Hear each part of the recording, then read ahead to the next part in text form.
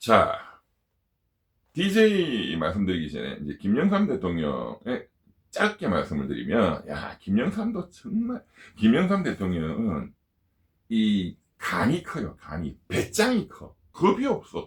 타고나는 거죠. 타고나는 거지. 예? 그 총칼 들고 와서 협박하는데도 아무 눈 하나 깜짝 안 해. 그 동영상 있잖아요. 그 상도동 그 자택 앞에서 나가려는데 군인들이 총칼 들고 딱 막으니까 거기서 그냥 전두환이 너 이 자식아, 이런 총칼로 나를 굴복시킬 수는 있겠지만 나의 양심을 굴복시킬 수는 없다. 정말. 그래서 23일간의 목숨을 건 단식 투쟁을 했죠.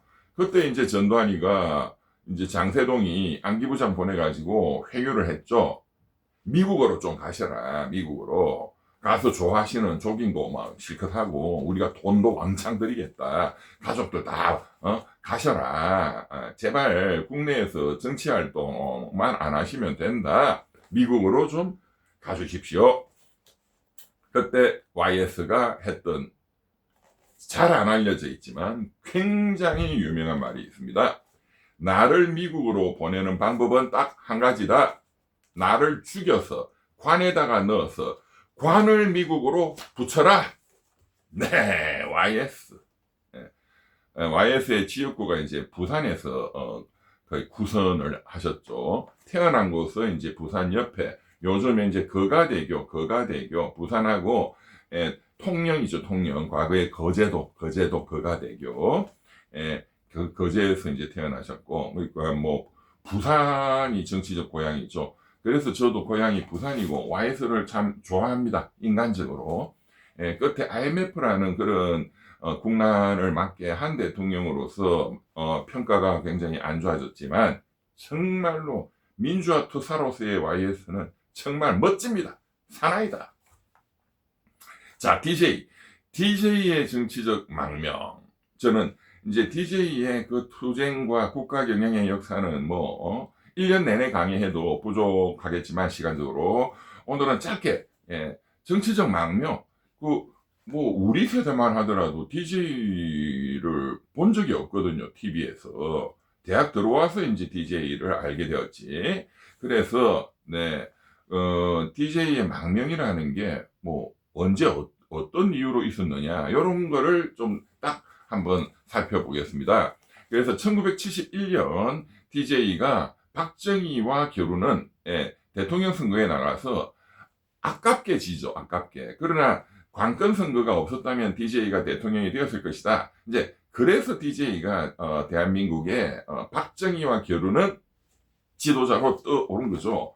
그러니까 이제 중앙정보부, 그 당시 이후락입니다. 이후락이. 네, 꾀돌이 이후락이가 이제 나서는 거죠. 그래서 그 다음에 72년도 이제 유신이 터지잖아요. 유신이 72년도에 불의의 교통사고를 당하죠. 죽이려고 한 거지. 이제 그때 DJ가 무릎을 다쳐서 이제 무릎 치료차 일본으로 건너갑니다.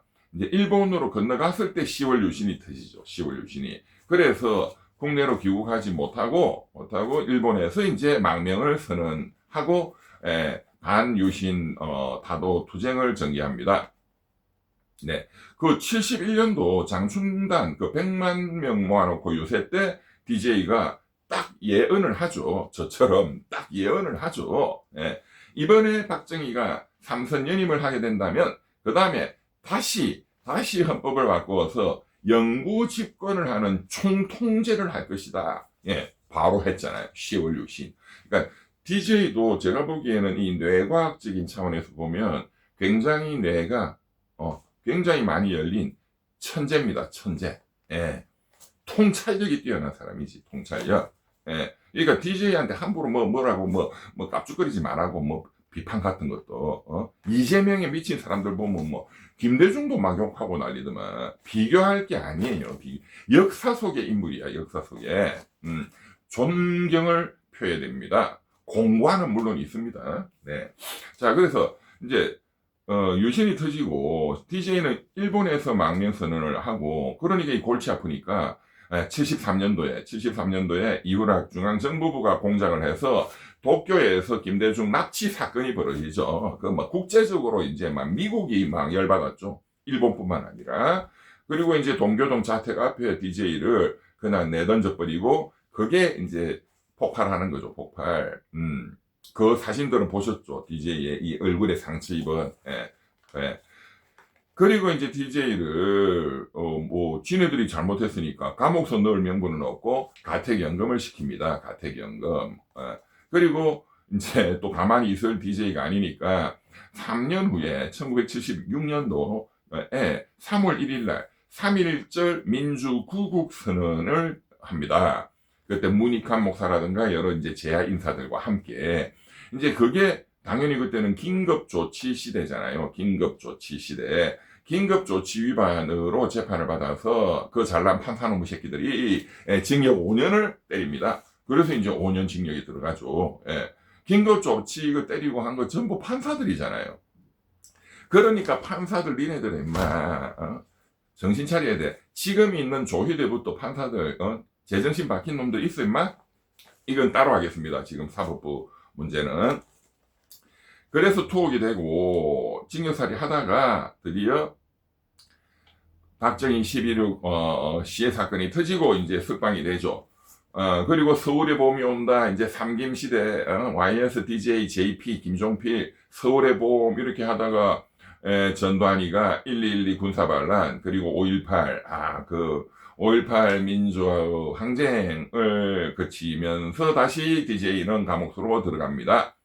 5.18을 뒤에서 배후 조종했다. 5.18에 대한 김대중 내란 음모 사건이죠. 내란 음모 사건. 그러니까 전두환이는 봉수부대를 풀어서 광주를 학살한 것은 이 내란을 진압했다. 빨갱이들의 내란을 진압했다. 이렇게 덮어 씌운 거죠. 사형 선고를 받고 그 당시 진짜 교도소는 지금하고는 비교가 안 될 정도로 시설도 열악하고 고통스러운 거거든요. 겨울에는 에어컨도 없고 참 난방도 없고 여름에 에어컨은 선풍기가 어디 있어요. 선풍기가. 네. 하여간 거기서 수감 생활을 하다가 이제 김대중이가 이제 국내에 있는 게 이게 골치 아프니까 또 이제 미국의 저명한 이제 정치인들 그때는 뭐 레이건 대통령까지 김대중에게 손대면 안 된다. 그래서 이제 김대중을 석방하고 미국으로 갑니다. 그래서 이제 다시 또 미국의 망명 생활이 시작되는 거예요. 망명. 그래서 이제 DJ의 망명이라는 거는 그 일본이 있을 때 10월 유신 쿠데타가 터져서 일본에서 망명을 선언한 것. 그 다음에 이제 5.18이 터지고 투옥생을 하다가 이제 미국의 압력 등으로 인해서 전두환이가 항복하고 또 미국 가서 망명 그리고 투쟁을 한 것. 이제 이게 대표적인 것이죠. 그 중간에 국내에 있을 때는 연금 아니면 감옥소 생활. 그러니까 뭐 뉴스에 DJ 얼굴 볼 수가 없었죠. 그리고 이제 1985년 그 유명한 2.12 총선 직전에 귀국을 합니다. 귀국을 합니다. 그 역사적인 귀국이었죠. 역사적인.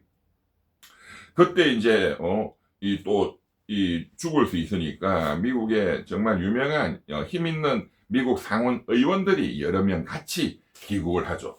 김대중에게 손대지 못하도록. 그리고 DJ는 바로 가택연금으로 들어갑니다. 연금. 그게 1985년 2.12 총선 직전이죠. 그리고 2.12 총선을 사실상 이제 YS와 두 분이서 지휘해가지고 그 선거혁명이 일어나죠. 선거혁명이. 그때도 1985년이니까 무시무시한 군부 독재 시절이죠. 제가 1984년도에 입학해서 그것도 이제 학생운동 할 때니까 기억이 생생합니다. 정말로 선거혁명이 일어나서 두 분이 이끄는 이제 뭐 민주당이라고 합시다. 민주당이 사실상 승리하죠. 그러나 이제 전국구 이런 것을 집권당이 많이 먹어가지고 뭐 민정당, 전두환이의 민정당이 다수당이 됐긴 했지만 정말로 국민들이 본때를 보여줬습니다. 그 부산에서 막 혁명이 일어나고 대단했죠 그때. 그리고 이제 87년 6월 항쟁으로 이어집니다. DJ의 망명 생활. 참 역사적인 세계사적인 인물이에요.